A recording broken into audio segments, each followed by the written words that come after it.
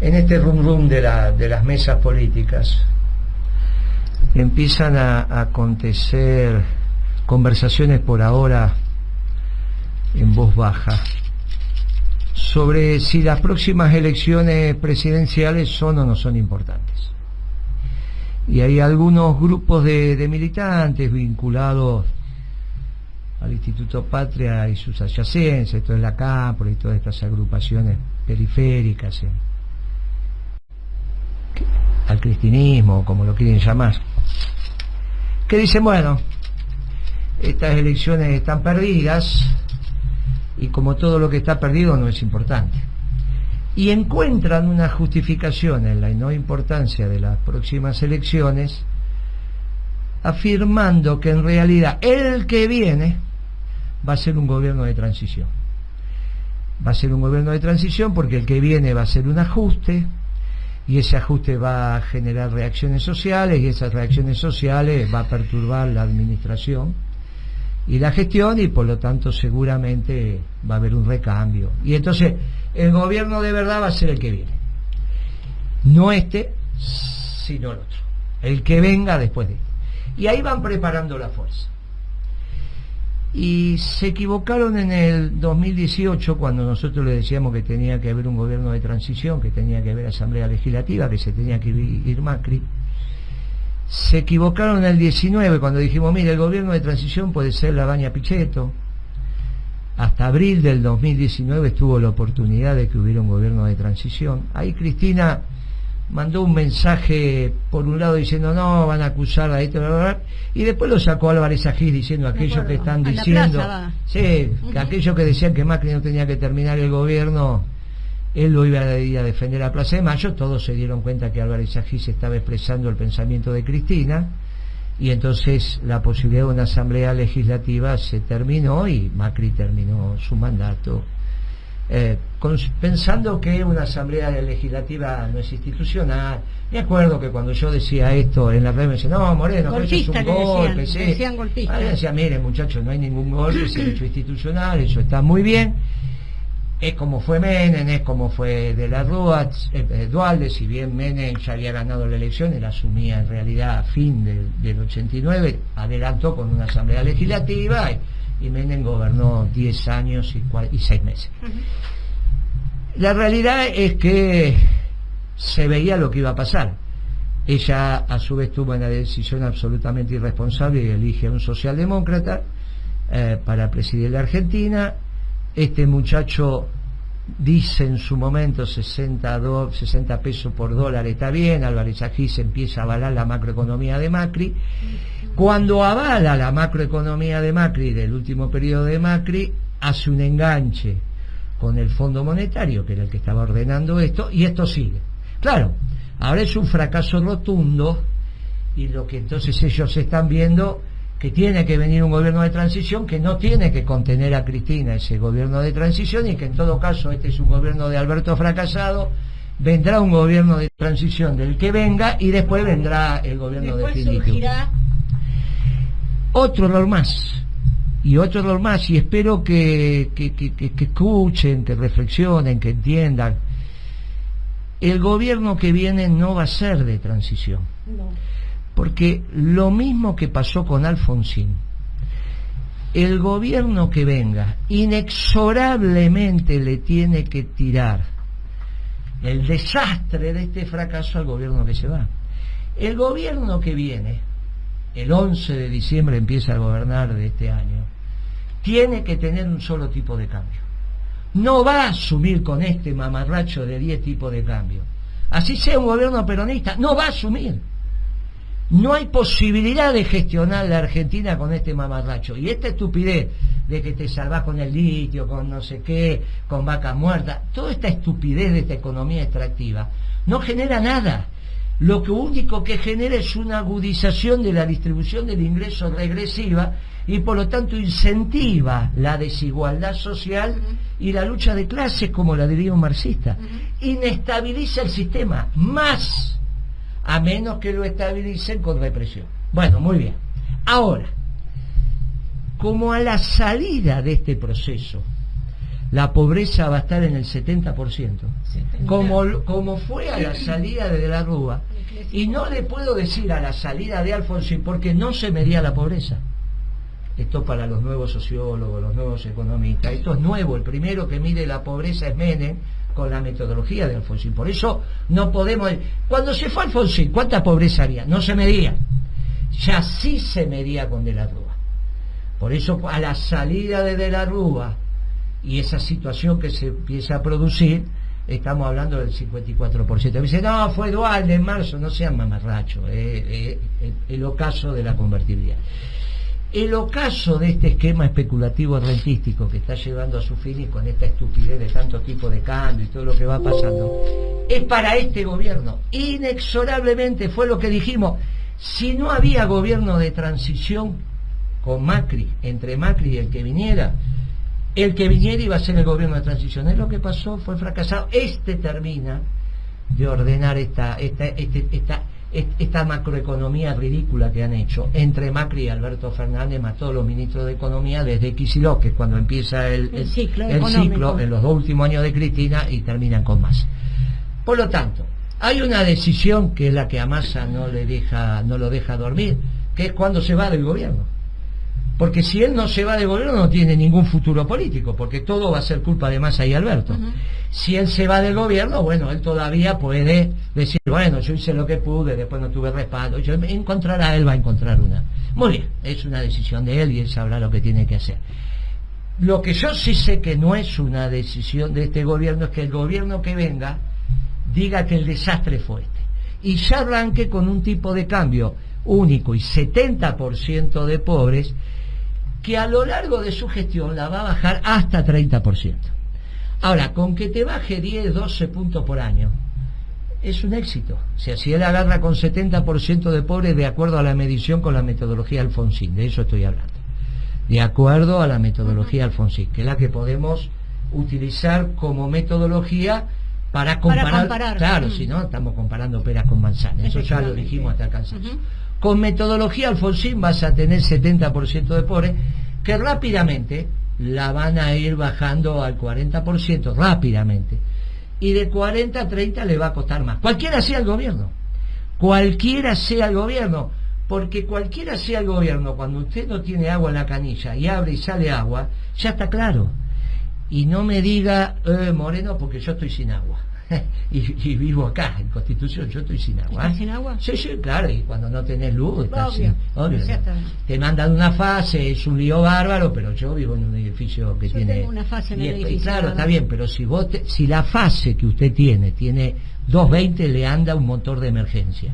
Los motores de su edificio, que yo lo conozco, son de 380. Le anda una fase, pero fueron previsores, pusieron un motorcito de 220, pero le tiene que llegar 220. Hoy en la fase no hay 220. Ahí se estaban quejando que le queman los electrodomésticos, porque a veces viene 180, a veces 190, claro, 240, entonces se le arma un lío bárbaro. A eso es que se le queman los electrodomésticos, porque le va más de 220. No es fácil administrar el sistema eléctrico cuando se desorganizó. Después, si nos queda tiempo, damos una opinión sobre lo que pasó, pero bueno, es medio raro que unos pastitos quemen, es medio raro. Bueno, no importa. Estábamos discutiendo esto. Rápidamente, esa baja de la pobreza va a garantizar, ya se lo digo hoy, que el próximo gobierno va a ser reelecto, porque va a encontrar el país con 70% de pobre y lo va a entregar con 30% de pobre en 4 años. Pero ese gobierno, ¿qué acontece con eso? Que con ese gobierno, que va a ir bajando la pobreza y la va a estancar en 30%, porque ese es el esquema si es la oposición. Si es un gobierno peronista, también arranca con el 70%, lo que pasa es que no para hasta que sea 0 de pobreza. El problema es que ellos no van a parar ahí, pero eso va a llevar su tiempo. Ellos van a explicar, mire dónde agarramos y mire dónde estamos. Y no vamos a dejar para siempre. Claro, el problema es que hoy el mundo nos está dando quizás la última oportunidad que tenemos de generar un complejo manufacturero importante. Hoy estaba hablando con unos muchachos de nuestra edad y algunos mayores y les decía, miren, hoy estamos de vuelta en los 50 y en los 60, cuando en la Argentina era posible una industrialización. Después se fue terminando, Después vinieron un montón de situaciones que nos fueron complicando, incluso obviamente políticas y de diseño. Pero en los 50 y en los 60 nadie dudaba de la Argentina industrial. Entonces uno me decía, mirá, yo vivía de hacer tal cosa, y las empresas argentinas industriales viajaban de centenares. Cuando uno veía los stands de Argentina en las ferias internacionales, eran stands importantes, y el brasilero era la mitad del argentino. Estoy hablando de la década del 60, estoy hablando de la década del 70. El dinamismo de la industria argentina era tal. Todo eso que los que nos están escuchando, y sobre todo los progres, no vivieron. Claro. Esto es lo que les hace no entender lo que es una Argentina industrial. Y después, ¿qué le pasó a la progresía? Les inundó la cabeza la socialdemocracia. Y ya la socialdemocracia en la Argentina, ya con Portantiero, con Alfonsín, y después, bueno, lo que nos está pasando ahora, y lo que le pasó a Cristina con Foster, y con Kicillof, y con toda esta tontería, y renuncia al modelo de producción y trabajo, y entra en el modelo postindustrial. Que esto es lo que me dicen a mí en la televisión, cuando voy a algunos canales, me dicen, no, Moreno, tenemos que ir a una Argentina postindustrial. Y es increíble, no terminamos el proceso de industrialización y ya quieren ser post. Este es el viejo debate con Juan B. Justo, cuando discutía con Carlos Pellegrini, ¿para qué vamos a querer fabricar zapatos? ¿De qué van a vivir los obreros europeos que fabrican zapatos? Bueno, este debate en la Argentina hoy, sea por el lado del neoliberalismo, sea por el lado del progresismo, tenemos una clase, un espacio político que no quiere una Argentina industrial. Y acá estamos los peronistas diciendo, miren, quizá esta sea la última oportunidad de una Argentina industrial. Por eso es tan importante estas elecciones. Esto que está sugiriendo Cristina, de perder las elecciones, porque total va a ser un gobierno de transición, es otro error garrafal de Cristina, que se lo empieza a decir a sus cuadros. Obviamente que es con los que uno conversa, porque los que vienen y dicen, che, pero Cristina está diciendo esto, ¿a vos qué te parece, Guillermo? Que es un mamarracho. Que es un mamarracho. Y tengan mucho cuidado con eso, porque van a ser responsables de lo que va a acontecer. Entre otras cosas, que Macri, no cualquiera, Macri gane en primera vuelta, porque Macri ya sacó 41% de votos. Alberto va a ser el candidato del Frente de Todos sin discusión. El peronismo va a tener un candidato, sea Moreno o el que nos pongamos de acuerdo. Si nadie sale, vamos a estar nosotros. Y si Cristina decide hacer una fórmula, se va a salir Macri, va a correr a sus gerentes, va a repetir la elección del 19 de piso y va a ganar en primera vuelta porque va a tener más de 10 de distancia. Solo hay segunda vuelta si no sacás más de 40, y si sacás entre 40 y 45 no tenés 10 de distancia, 10 puntos porcentuales de distancia. Si vos sacás 42 y el segundo saca 28, no hay segunda vuelta. Entonces, tenga mucho cuidado los muchachos de Cristina y Cristina cómo están pensando esto, porque van a tener Macri para 4 años, va a reelegir, y quizá dentro de 6 años, quizá la segunda elección intermedia que tenga, van a empezar a patinar con el 30% de pobres que van a querer y no van a poder bajar. Y recién hay ancado en ese 30%, pero vas a tener un 70% que va a estar adentro. ¿Está bien? No es Brasil 60-40, es Argentina 70-30. 70 van a estar adentro del sistema, 30 afuera. Ancado en ese 30 que vas a empezar a dar vuelta a la historia, como ya lo hicimos, como lo hicimos en su momento, y la clase media, si sigue siendo la que conocimos con ese aire de justicia, empezará a decir, che, no, paremos con esta pobreza, demos vuelta a esto, si es que pasa. Ya nosotros, pero miren muchachos, si es que pasa. Con lo cual, cuidado con los análisis que está haciendo el Patria, que está haciendo Kicillof con estas cabezas socialdemócratas. Vuelvan a ser peronistas y analicen esto como peronistas. Y si no quieren ser peronistas, los progresistas, que al menos tengan sentido común, porque las elecciones están para ganar. No hagan lo del 15, que no querían que ganara Scioli porque no sé, acá, allá, para escuchar, quizá, y resulta, miren dónde terminamos. Dejen de pensar tonterías. Con los pies. Dejen de pensar tonterías. Yo lo dijo Álvarez Ají. No hicimos lo suficiente para que ganara Scioli, y era el viceministro de Economía. No es que estoy diciendo cosas que están en documentos secretos, todo esto es público. Así que basta de hacer tontería, pensar tontería, y vamos a ganar las elecciones con una fórmula peronista ahora en las elecciones que vienen. Y ahora tenemos que escuchar a Telas, ¿no? Y de paso respiramos un poco. Sí, sí. ¿Qué es lo que está aconteciendo con la dirigencia política que hoy todos los analistas están sugiriendo que pueden ganar las elecciones? Bueno, o el frente que está gobernando hoy o el frente que gobernó ayer. Nosotros hicimos un artículo diciendo, mire, no hay diferencia. Los dos construyeron la década perdida. A una década ganada le está siguiendo una década perdida. Complicado esto para nuestra generación, ¿no? Me decía Pablo, sí, considerando que también ya fin del siglo XX hubo otra década perdida, tenemos un lío bárbaro. Y es cierto, pero considerando este siglo y lo que el peronismo hizo en este siglo, es una pena que falta de comprensión se haya destruido lo que hicimos. Entonces, el próximo artículo va a ser la década desde Kicillof a Massa, pasando por Duhovne, pasando por Pratgay, pasando por Lacunza, Guzmán, y la década donde pasaron los economistas peronistas con sus más y con sus manos, desde La Baña hasta que vino Kicillof, que son con sus más y con sus menos, que son la década que uno dice razonablemente virtuosa para la economía, porque crecía, porque la economía exportaba, porque la economía importaba. Nunca nos planteamos una economía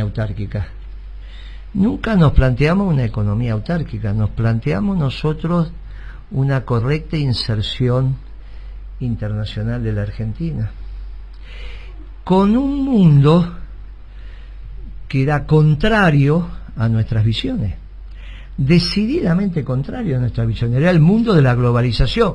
Nosotros tuvimos que administrar la cosa pública atendiendo al bien común en plena globalización, con Estados Unidos y el auge de Alemania y China, que eran los dos que perturbaban que los países se industrializaran. Mire, ni siquiera Brasil, al cual le permitían cierto grado de industrialización, pudo avanzar. Con Lula no avanzó la industria brasilera. La industria brasilera avanzó fundamentalmente con el milagro brasilero, que les guste o no les guste, es el proceso militar. No cruel como el argentino ni como el chileno, pero fue un proceso militar. Con Lula, después tuvieron crisis y situaciones, con Lula no se vio ese proceso de industrialización brasilero. Mire, tal es así que los créditos que daba el Banade brasilero no era para desarrollar la industria en Brasil, vinieron a comprar empresas en Argentina y en el mundo. ¿Por qué? ¿Por qué la industria frigorífica brasilera compra, entre otras, Swift Argentina, una mega empresa vinculada a la industria cárnica, se va a comprar a Australia, se va a comprar a Estados Unidos? ¿Cuál es la lógica de la familia Batista, que es la familia brasilera, por la cual vienen a comprar en la Argentina? Vienen dos familias a comprar a la Argentina, una más importante. Yo conté la anécdota que cuando se vino a hablar conmigo me dijo, ¿y dónde paro el helicóptero? Porque ellos en San Pablo están acostumbrados a andar en helicóptero. Le digo, mire, acá no hay lugar en la Secretaría de Comercio. No, pero ahí tienen el helipuerto del presidente, pídele al presidente del helipuerto que... No, mi amigo, esto no funciona así. Usted use el helicóptero, no tengo ningún inconveniente. No, el helicóptero, el helipuerto del presidente para el presidente. Usted véngame a ver y a la hora señalada. Bueno, vino a la hora señalada. Bueno, esto fue lo lógico.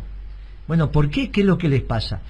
Y él me vino con un plan de negocio de la industria cárnica procesada, o sea, lo que quería era mucha hamburguesa, lo que quería era muchos canelones. Ustedes que comen canelones de carne van a ser riquísimos. Y yo me lo quedé mirando y le digo, mire, en general estamos acostumbrados a comer otra comida, adáptese. Se adaptó. Pero ¿cuál es la idea? que en el mercado brasilero no podían aumentar su participación, porque a los pobres brasileros no se le da carne.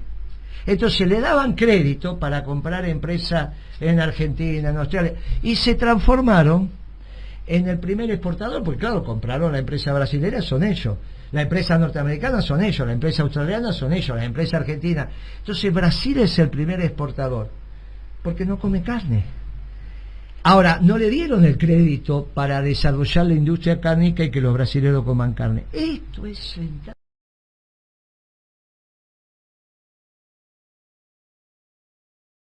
Eso fue Lula. Esto es central. Eso fue Lula, ¿eh? Eso fue Lula. Le daba crédito a Odebrecht para que hiciera la obra pública en la región. De ahí todos los líos que hay en Perú, incluso en México, en Colombia, en Argentina con Odebrecht. Pero no para la obra pública brasilera para terminar con la pobreza, ¿eh? Esa era la visión de Lula. Mire, muchachos, les guste o no les guste, me tocó vivirlos. Traigan funcionarios de la década ganada que digan que estoy equivocado. Y no lo van a encontrar. Entonces la importancia de la década ganada, incluso con el mundo en contra, es confrontar con esta década perdida. Y los que estuvieron en la década ganada y estuvieron en la década perdida no pueden ser los responsables de la década ganada, porque es un contrasentido. Vos no podés ser y no ser al mismo tiempo. No podés ser y no ser al mismo tiempo. Por eso es tan importante que hablemos de la década ganada versus la década perdida. Y una actora sustantiva que estuvo en la década ganada y no estuvo en la década perdida son Pimpi y es Beatriz. Obviamente que también Guitia, pero en el área económica no hay duda que es Beatriz y es Pimpi. Casualmente estuvieron en la década ganada y no están con sus políticas en la década perdida. Vuelvo a decir, para el caso de Cristina, ¿estuvo en la década ganada? En parte, sí, no hay duda, 2008, 2009, pero fue responsable de toda la década perdida. Pero si estuvo en la década perdida y estuvo en la década ganada, no puede ser, porque algo no camina. Entonces es hora que los que construyeron la década ganada y no estuvieron en la década perdida alcen su voz para construir en el próximo gobierno otra década ganada, y esperemos que sea más de una década ganada. Bea, ¿cómo estás? Bien, bien, escuchando atentamente.